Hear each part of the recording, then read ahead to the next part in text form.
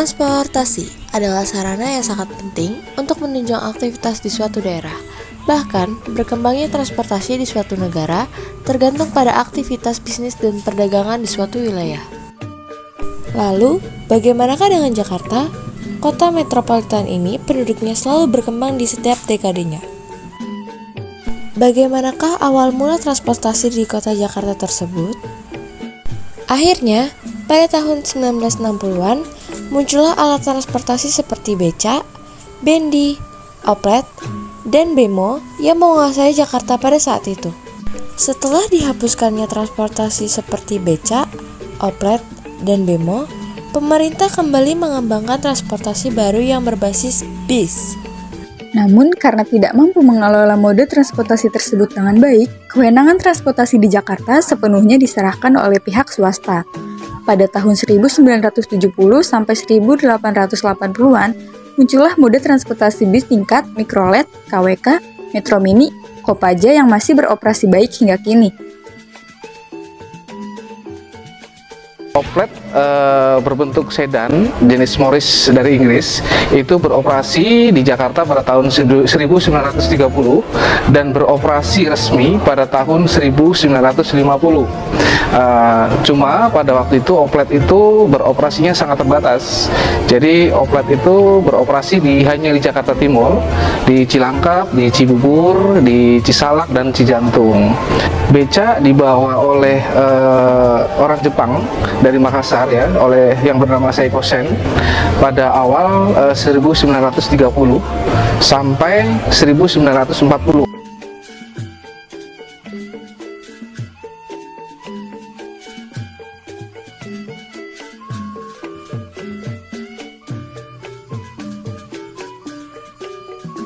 Diserahkannya mode transportasi massal ke pihak swasta menimbulkan polemik baru bagi mode transportasi bis. Hingga pada akhirnya, banyak pihak perorangan yang mengelola transportasinya sendiri tanpa mengikuti peraturan pemerintah yang mengakibatkan angka kecelakaan. Melihat banyak fenomena tersebut, pemerintah pada saat ini mengajak pihak swasta untuk bergabung menjadi member Transjakarta. Ceritakan tentang asal kenapa pemerintah memilih meluncurkan Transjakarta. Kalau untuk alasan utamanya sih mengurangi kemacetan yang pasti ya. Jadi masyarakat diharapkan bisa naik Transjakarta dibanding dengan mobil pribadi karena untuk mengurangi kemacetan tersebut gitu. Sejak tahun berapa adanya Transjakarta? Transjakarta itu dibuka tahun 2004. Apakah ada peringatan HUT Transjakarta setiap tahunnya? Kalau ada, diadakannya dan diperingatinya seperti apa? Kita ada peringatan setiap tahunnya di HUT Transjakarta. Kemarin itu terbesarnya di Ancol, Kecamatan Megatring. Jadi kalau untuk setiap tahunnya biasanya kita mengadakan acara di kantor atau di halte-halte dengan adanya musik festival, dengan mengundang bintang tamu biasanya. Apakah ada pembagian rute? Perbedaannya apa saja? Rute BRT, non-BRT, Royal Trans, dan Mikrotrans. Kalau untuk BRT ini ada 13 koridor.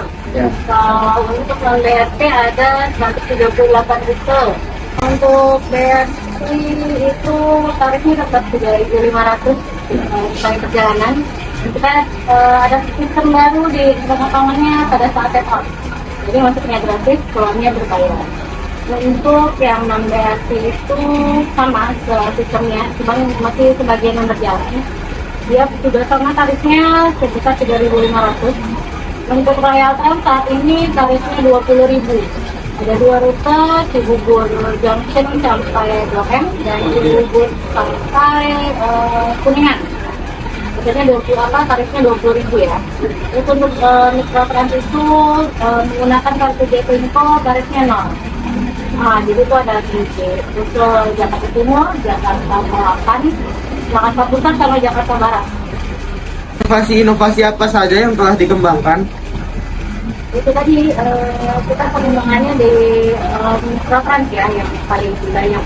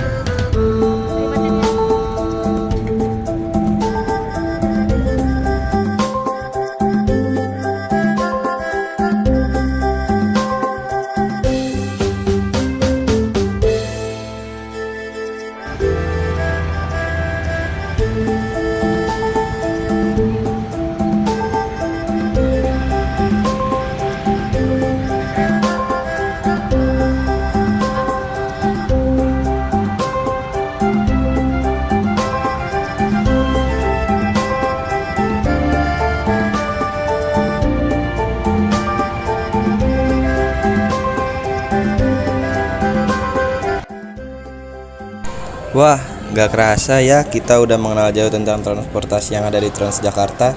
Nah, kalian penasaran gak sih tentang pendapat penumpang yang ada di Transjakarta? Yuk kita simak langsung.